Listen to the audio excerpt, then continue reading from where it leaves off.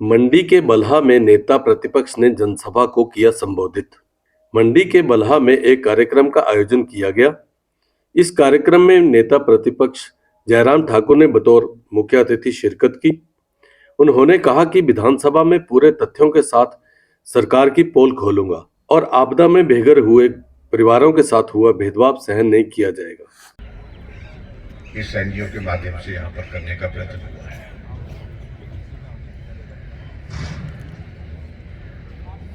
और नारी शक्ति आज के इस दौर में बहुत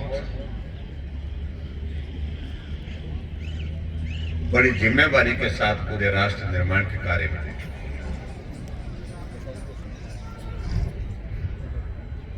अगर नारी शक्ति की हम बात कहें तो कुल आबादी का आधा हिस्सा नारी शक्ति का है, 50% पॉपुलेशन है।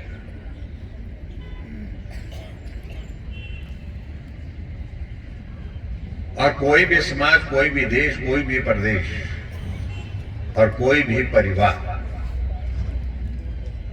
आगे नहीं बढ़ सकता है जब तक हमारे नारी शक्ति का सहयोग उसमें नहीं होगी, सहभागिता उसमें नहीं होगी, उनका योगदान नहीं होगा। और इसलिए आपने उस बात को देखा भी होगा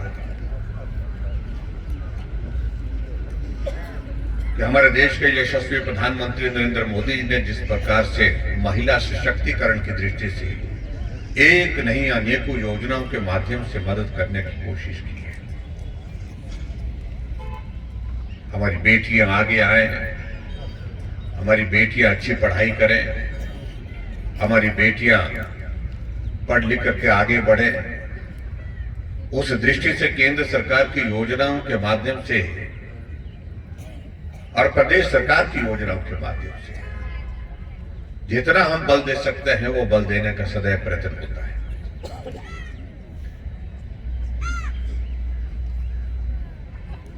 और मुझे इस बात को लेकर के भी प्रसन्नता है कि आपके इस क्षेत्र में, बल विधानसभा क्षेत्र में भी महिला मंडल और सेल्फ हेल्प ग्रुप बहुत बेहतरीन काम कर रहे हैं। और मैं यहाँ एक कोने से दूसरे कोने तक मैं देख रहा हूं कि महिला मंडल के जो बैनर लगे हैं, हर एक महिला मंडल ने अपना अच्छी एक टीम बना करके काम करने के लिए प्रयत्न किया हुआ है। और आपके यहाँ पर तो मैं पूछ रहा था गांधी जी से, मैं कहा यहाँ पर कितने करोड़ महिला मंडल रजिस्टर्ड है? शायद मैं बताया 95 है।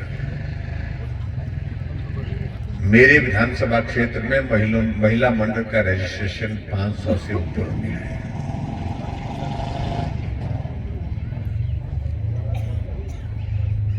और सेल्फ हेल्प ग्रुप अलग से है, युवक मंडल अलग से है।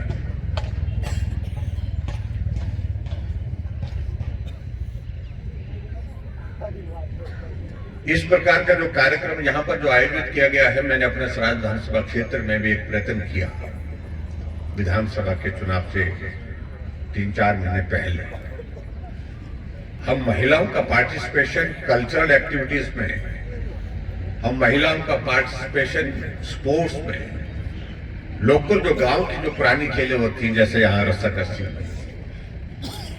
किस प्रकार से सुनिश्चित कर सकते हैं, कुछ एक हमने गेम उस पर आइडेंटिफाई किए। और मुझे इस बात की खुशी है कि युवक मंडल और महिला मंडल 2 वर्ग के लिए हमने उसमें किया और पूरे विधानसभा क्षेत्र में 14,000 महिलाओं और युवकों का उसमें पार्टिसिपेशन था, 14,000।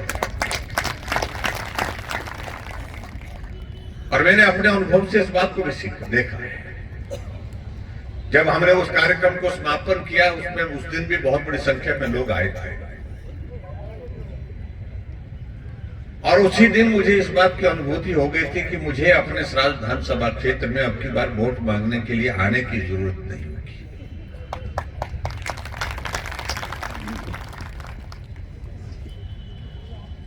क्योंकि जब हम उनको जोड़ते हैं, अपने साथ कार्यक्रम में जोड़ते हैं, चाहे वो महिला है चाहे वो युवक है, तो हमारे दुख सुख के वो साथी बन जाते हैं। बहुत सारी महिलाएं ऐसी थी जिनको हमने देखा कभी पार्टी के कार्यक्रम में नहीं होती थी, लेकिन उनका सेल्फ हेल्प ग्रुप चलता था और उस कार्यक्रम का हिस्सा बनी। बहुत सारी महिलाएं ऐसी थी जो महिला मंडल में सक्रिय थी, बहुत अच्छी भूमिका निभा रही थी, लेकिन पार्टी में उनकी भूमिका नहीं हो पाती थी। और जब चुनाव का दौर था, मैं पूरा कैंपेन पूरे हिमाचल प्रदेश में अलग अलग स्थानों में जब घूम रहा था, तो मैं सोशल मीडिया में जब देखता था, जिन महिलाओं को हम जानते भी नहीं है, पहचान भी नहीं पाते हैं, ऐसी बहुत सारी महिलाएं झंडा लेकर के गांव-गांव में जब निकली हुई, तो मुझे एक बात का आभास हो गया कि अब की बार जीत अच्छी जीत होगी, शानदार जीत होगी। और मैं इस बात को कह सकता हूं कि हिमाचल प्रदेश में मुझसे पहले बहुत बड़े बड़े नेता भी रहे, मुख्यमंत्री, लेकिन 72% वोट किसी भी बड़े नेता को नहीं पड़े। 38,000 वोटों से कोई नहीं थे। और वो बड़ी जीत की वजह ये रही कि उसमें महिलाओं का पार्टिसिपेशन, चाहे वो सेल्फ हेल्प ग्रुप की थी, चाहे वो महिला मंडल की थी, उनका बड़ा पार्टिसिपेशन था। और इसलिए पार्टी कि मोदी जी का हर रविवार को, अंतिम रविवार को मन की बात होती है, और जब मन की बात होती है तो आप इस बात को भी देखते होंगे कि कहीं सदूर गांव की सेल्फ हेल्प ग्रुप की कोई महिला उसमें आकर के अपनी कहानी सुनाती है कि मैंने इस प्रकार से सेल्फ हेल्प ग्रुप के माध्यम से या महिला मंडल के माध्यम से या एनजीओ के माध्यम से काम करते हुए समाज में बेस्थान और सम्मान हासिल किया, और उसके साथ साथ अपने परिवार के पालन पोषण के लिए भी ऐसी व्यवस्था खड़ी की। हर कार्यक्रम में आपने देखना कि एक ना एक इंटरेक्शन ऐसा होता है जहां सेल्फ हेल्प ग्रुप या महिला मंडल या एनजीओ से जुड़ी हुई महिला अपनी कहानी सुनाती है। इसलिए मेरा आप सबसे भी इस बात के लिए निवेदन है कि जब भी ये मन की बात होती है, रविवार को होती है 11 बजे, अंतिम रविवार होता जो महीने का, उसमें आप जरूर सुने। बहुत सारी प्रेरणा वाली बातें आपको उसमें से देखने को, सुनने को मिलेगी। और उसी दृष्टि से मैं देख रहा हूं कि यहां बल विधानसभा क्षेत्र के अंतर्गत भी आप लोगों ने इस कार्यक्रम को उस तरह, उस दिशा में ले जाने का प्रयत्न किया है। उसके लिए मैं बधाई देता हूं, गांधी जी को बधाई देता हूं, पाल वर्मा जी को और मंच पर बैठे सभी साथियों को भी बधाई देता हूं। एक बात के लिए मैंने जरूर इनको कहा, मैं कहा तुमको अच्छी लगे चाहे बुरी लगे, ये मंच कब छोड़ेंगे आप? महिलाओं को मंच कब देंगे आप? गांधी जी परेशान हो रहे हैं। ये नजदीक है, ये दौर में कह रहा हूं, बहुत दूर देंगे। और मोदी जी ने इंतजाम कर दिया है, लोकसभा में बिल पारित हो गया है, राज्यसभा में 33% का बिल पारित हो गया है। अब कभी भी अगली बार कोई ही नहीं आ जाए फेरा ऐसा इस तरह का पूरा हिमाचल प्रदेश में। इसमें पुरुष भी ताली बजा सकते हैं।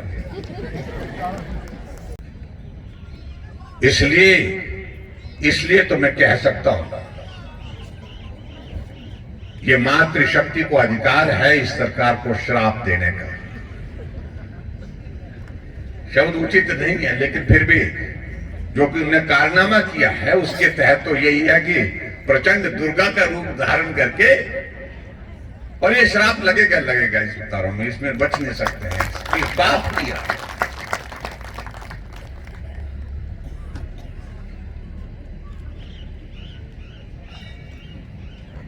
मेरी बातों को अन्यथा लेते हैं कांग्रेस के लोग, दूसरे लोग बोलते हैं ऐसा नहीं बोलना चाहिए। मैंने कहा जो भाई जो हकीकत है वो आपके सामने है।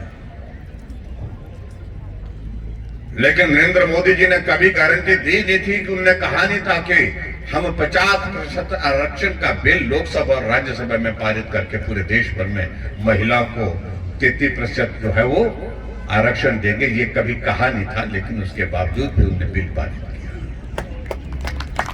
आज अगर हम आपके सामने हैं, हमने कभी गारंटी नहीं दी थी जब हिमाचल प्रदेश में हमारी सरकार बनी, हमने गारंटी नहीं दी थी कि महिलाओं की आबादी 50% है, इसलिए आने जाने का किराया हम आधा कर देंगे। हमने गारंटी नहीं दी थी। हमने जमीनी हकीकत को ध्यान में रखते हुए तय किया कि माताओं बहनों को आजकल उतना ही घर से बाहर निकलना पड़ता है जितना पुरुष निकलता है, इसलिए आने जाने का बसों का किराया बिना गारंटी के हमने आधा किया।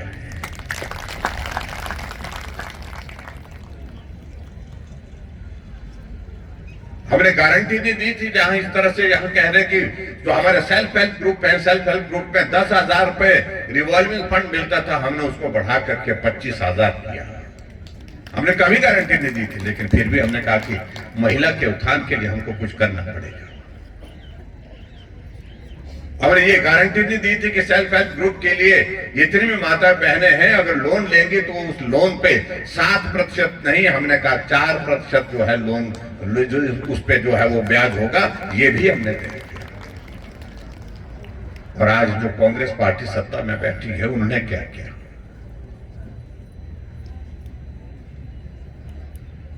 अभी बजट सत्र आ रहा है, बजट सत्र में कुछ महिलाएं बोल रही थी शायद अब की बार आ जाए 1500 रुपए, ये नहीं आएंगे।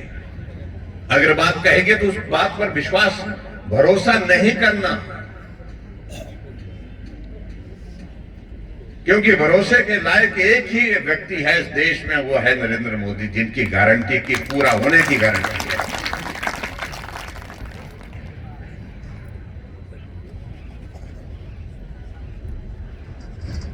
इसलिए मेरा आप सबसे ये निवेदन है कि इस बात को लेकर सोचने की आवश्यकता है।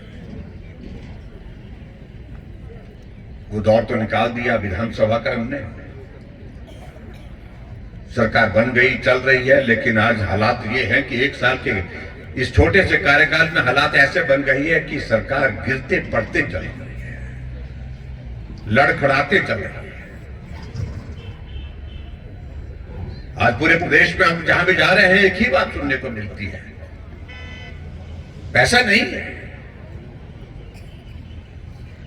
काम नहीं हो रहे, सड़क का काम बंद, पुल का काम बंद, कॉलेज का काम बंद, हॉस्पिटल का काम बंद, सब कुछ बंद। और यहां तक के जो हम हिमाचल प्रदेश में जो गरीब लोगों के लिए जो योजना आयुष्मान भारत के साथ हमने अपनी प्रदेश सरकार की योजना हिमकेयर चलाई थी, 400 करोड़ रुपए के करीब पैसा प्रदेश सरकार को देने को है, लेकिन योजना के माध्यम से, उस योजना के माध्यम से गरीब लोगों के इलाज की व्यवस्था थी, उसका पैसा नहीं दिया। कितना अमानवीय दृष्टिकोण है सरकार का वर्तमान।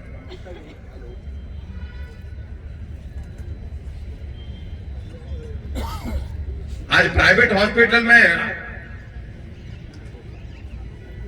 हमारे हिमकेयर के जितने भी जो कार्ड बने हैं उनको स्वीकार नहीं किया जा रहा है।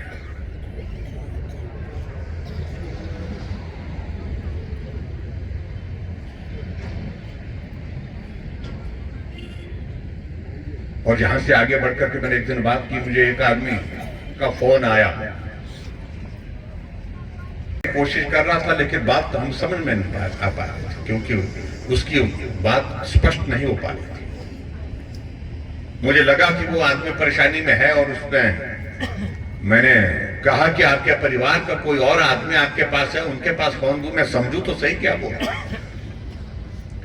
उसने अपनी पत्नी को फोन दिया, तो पत्नी ने कहा कि ये कई दिनों से जिद कर रहे थे मेरी बात जयराम से कराओ, जयराम ठाकुर से कराओ। आज मैंने फोन लगा करके इनको दिया, ये मेरे पति हैं और ये पैरालिसिस हुआ है, ब्रेन हेमरेज हुआ है, बिस्तर पर है। आपने योजना चलाई थी हिमाचल प्रदेश में, सहारा योजना, उस योजना के अंतर्गत 3,000 रुपए इनको हर महीने इनके खाते में आता था। और जब से कांग्रेस पार्टी की सरकार बन रही है तब से वो पैसा आना बंद हो गया।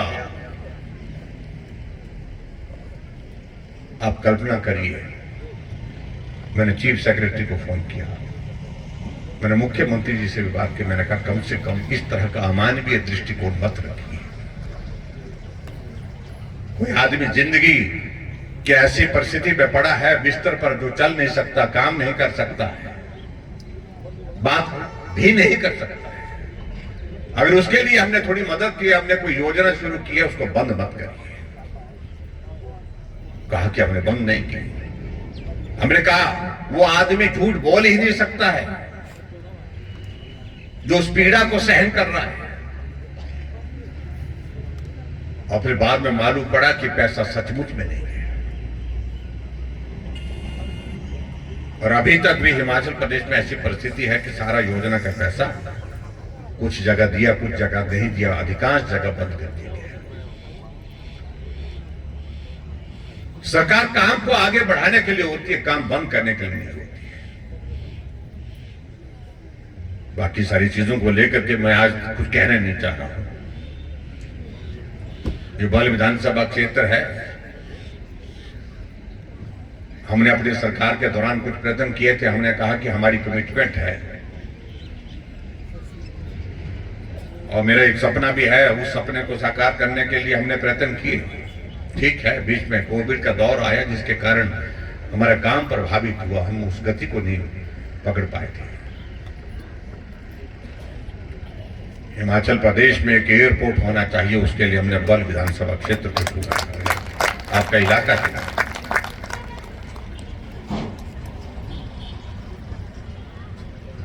सारी अधिकांश उसकी औपचारिकताएं जो है पूरी हुई है। लेकिन एक साल से जब से कांग्रेस पार्टी की सरकार बनी है, वो इस बात को लेकर के सोच रहे हैं कि यहां बनाएं या कहीं और बनाएं।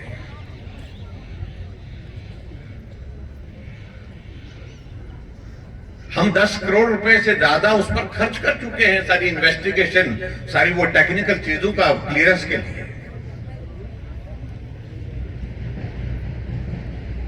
और सारी उसकी जो है प्रोजेक्ट रिपोर्ट एक दौर में पहुंच चुकी है। लेकिन मंडी में कुछ करना ही नहीं चाहते। और हम मुख्यमंत्री जी को ये कहना चाहते हैं कि आप इस बात में गलतफहमी में मत रहिए।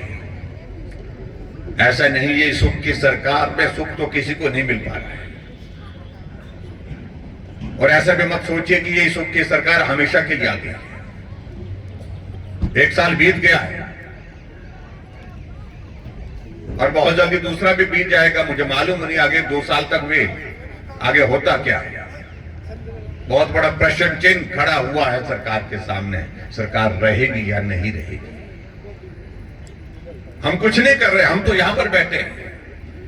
हम गलत निर्णय का विरोध कर रहे हैं, लेकिन जो अंदर चल रहा है, कांग्रेस पार्टी के अंदर चल रहा है, हम तो उसका जिक्र कर रहे हैं। हालात उसकी वजह से बने। और हम इस बात को बड़ा स्पष्ट करना चाहते हैं, जब भी सरकार बनेगी, भारतीय जनता पार्टी की सरकार बनेगी, एयरपोर्ट बल की इस जमीन पर हम बना करके देंगे। इस बात को लेकर के हमने हमेशा पहले भी कहा है, आज भी कहा है।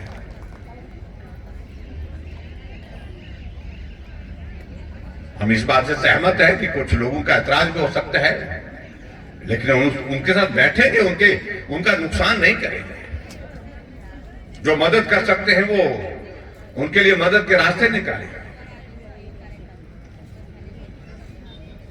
और यहां कई बार बड़ी विचित्र परिस्थिति है हिमाचल प्रदेश में, जहां जहां कांग्रेस हारी हुई है, वहां के नेता लोग मंच पर चढ़ जाते हैं। चाहे मेला शिवरात्रि का हो, मेयर के बैठने के लिए कुर्सी नहीं, लेकिन वो चुनाव जीत नहीं पाए हैं। वो मंच पर ऐसे जमे रहे, हिलने का नाम नहीं ले रहे। आपकी पार्टी का कार्यक्रम हो, वहां आप करिए, जहां भी मंच पर आइए, लेकिन जो जीते हुए उनके लिए थोड़ा स्थान तो दीजिए। बहुत विचित्र परिस्थिति हमने देखी है।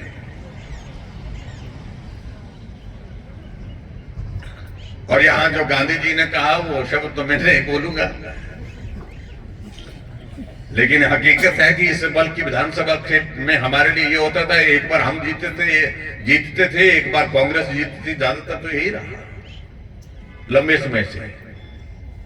पहले के दौर में तो अलग परिस्थितियां रही, लेकिन दौर तो यही चला था। लेकिन दूसरी बार फिर गांधी जी जीते हैं, इस बात को मैं बड़ा साफ कहना चाह रहा हूं। ये बहुत बड़ा संदेश है और ये क्रम आने वाले समय में भी जारी रहेगा। हमारे मित्रों को समझ लेना चाहिए, जीत भाजपा की ही होगी, इस बात को लेकर सुनिश्चित करें। मैंने कहा गांधी जी को, मैंने कहा ये शब्द का इस्तेमाल क्या होता है, इसका मतलब बोलते आ सारी अपनी बोलते मंडियाली अंदर बोला है बोलते, और बल अंदर तो ज्यादा बोला है, ये तो चींज हुआ बोलते, चींज हुआ। और चींज में जो आ जाता है, हाँ उसको बोलते हैं। मैं कहा चलो ठीक है बाकी तो एक्सप्लेन खुद ही करेंगे। लेकिन बहुत अच्छी बात, मुझे इस बात की खुशी है कि यहाँ बहुत अच्छी प्रतिस्पर्धा हुई महिला मंडल की। महिला मंडल का था ना, और एक ही पंचायत का महिला मंडल, एक ही इलाका, एक ही वार्ड। क्या हुआ, हमारी भी अब थोड़े दिन बाद सकसी होने वाली,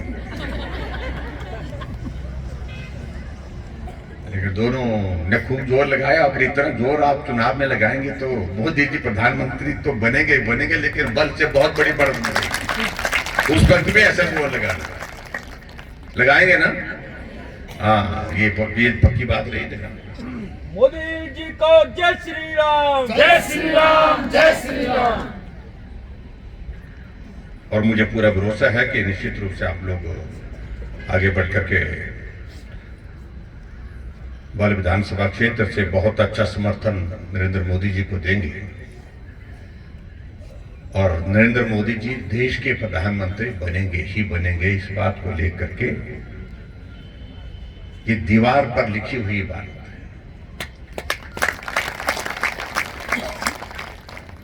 मैं अपने क्षेत्र में गांव चलो अभियान के अंतर्गत सुदूर किसी गांव में गया था। लोग बैठे थे, सर्दी का मौसम था, बच्चे भी बैठे थे, कुछ बच्चे वहां पर। मैंने प्रश्न खड़ा किया, मैंने कहा कि अब मुझे बताइए कि देश का प्रधानमंत्री कौन बनना चाहिए। तो बाकी लोग तो आपको मालूम है कि जो वो तो बोलते कि मोदी जी बन, लेकिन बच्चों ने जोर से बोला कि मोदी जी बनने चाहिए। मैंने कहा बच्चों, तुम्हारा तो वोट ही नहीं अभी तक है,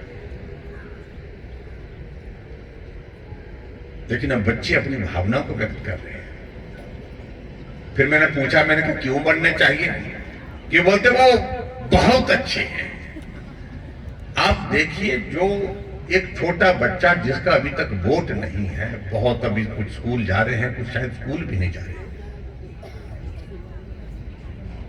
छोटी आई है, उनकी भावना देश के प्रधानमंत्री नरेंद्र मोदी जी के लिए किस प्रकार की, वो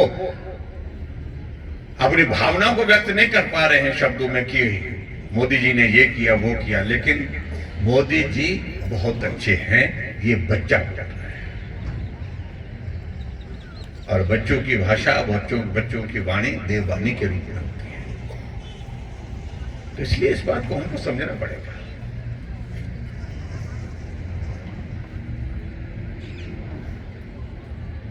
हिमाचल प्रदेश में हमारी लोकसभा की 4 सीटें हमने 14 में जीती हैं, 2014 के बाद 2019 में जीती, और 2019 में तो आप लोगों ने रिकॉर्ड तोड़ा है हिमाचल का।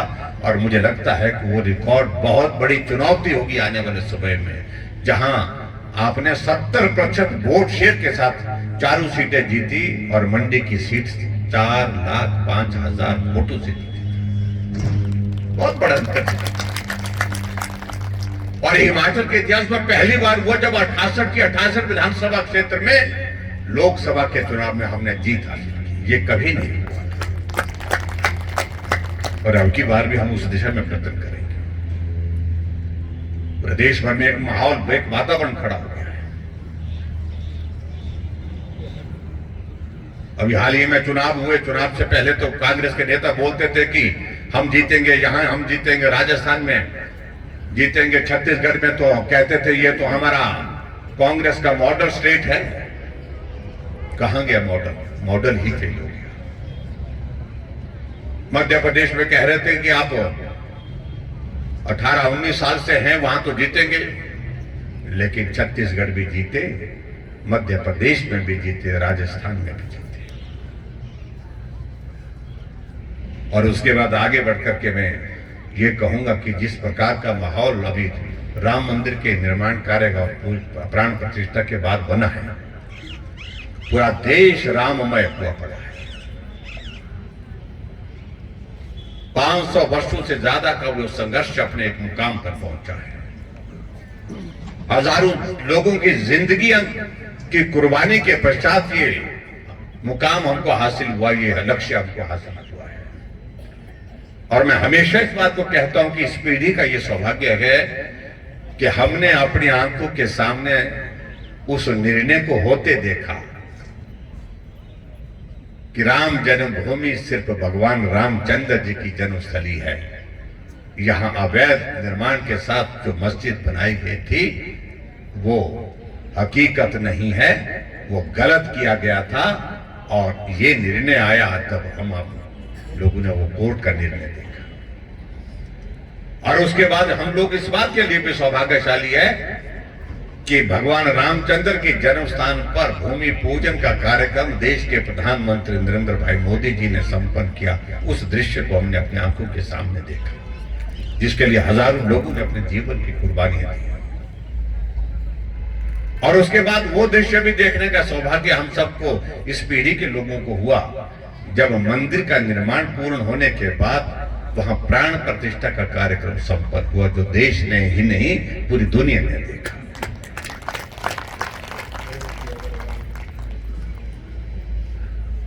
तो इसलिए अब की बात है जय श्री राम, यही कह करके मुझे लगता है कि प्राप्त सनातन धर्म के लिए सबसे बड़ा सम्मान का अवसर है ये।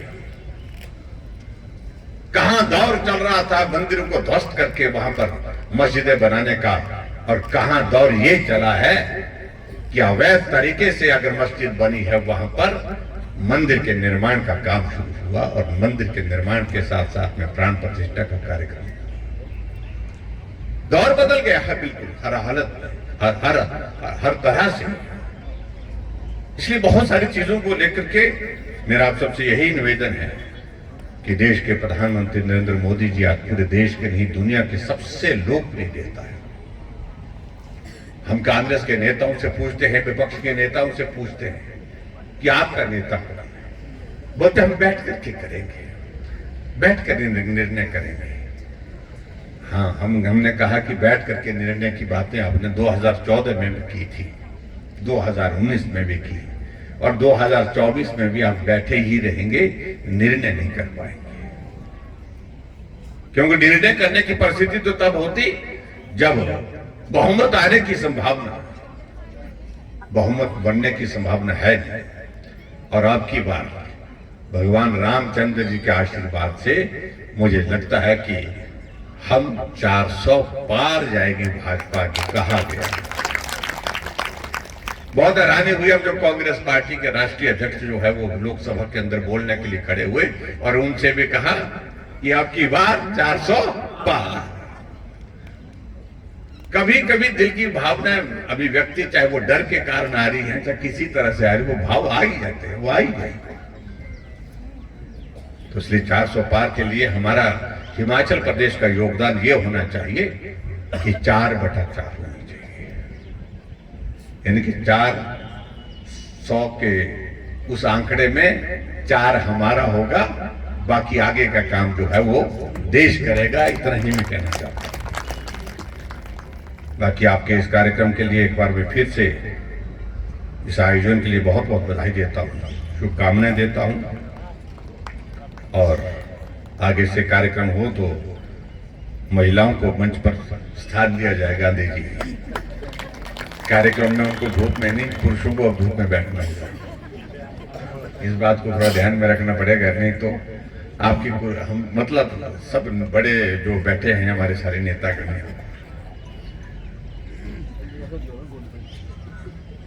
हाँ सिर में बाल नहीं है तो उनके लिए और परेशानी होगी। हाँ, घूंघट डालेंगे। तो इसलिए मेरा आप सबसे यही निवेदन है कि बहुत अच्छा कार्यक्रम, और मैं सभी महिला मंडल के प्रतिनिधियों को बहुत बहुत बधाई देता हूँ। बहुत अच्छा आप लोगों का काम चल रहा है। समाज निर्माण में आप सबकी बहुत महत्वपूर्ण भूमिका है, उस भूमिका को आप जारी रखें। और उसी तरह से युवक मंडल में देख रहा हूँ 35 महिला मंडलों को कुर्सियाँ दी जा रही हैं, 20-20 कुर्सियाँ यहाँ पर देने का प्रावधान किया गया है। 17 युवक मंडल हैं, उनको भी कुर्सियाँ दी जा रही हैं। और 12 पंचायतों में जो है वो क्या दे रहे हैं, लाइट दे रहे हैं, सोलर लाइट दे रहे हैं, साउंड सिस्टम दे रहे हैं। अच्छा, साउंड सिस्टम दे रहे हैं। तो इस तरह से आपकी गतिविधियों को सहयोग देने की दृष्टि से इस तरह का एक प्रयत्न है। तो आप सब आगे बढ़ें, यही मेरी कामना है। और आज के इस कार्यक्रम में आप सबका यहाँ मिलना हुआ, उसके लिए मैं आप सबका बहुत बहुत धन्यवाद करता हूँ। एक बार फिर से गांधी जी का और हमारे पाल वर्मा जी, निहाल जी और सारी टीम का मैं धन्यवाद करता हूँ कि आप लोगों ने इस कार्यक्रम का आयोजन किया। और बल विधानसभा क्षेत्र में हमें उम्मीदें हैं, जितनी उम्मीदें हैं उन पर खरा उतरना आपने, और पूरा भरोसा है कि अच्छी शानदार जीत के लिए आप सब लोग काम करेंगे। इतनी बात कहते हुए मैं अपनी बात को यहीं समाप्त करता हूँ। बहुत बहुत धन्यवाद। जय हिंद, जय श्री राम।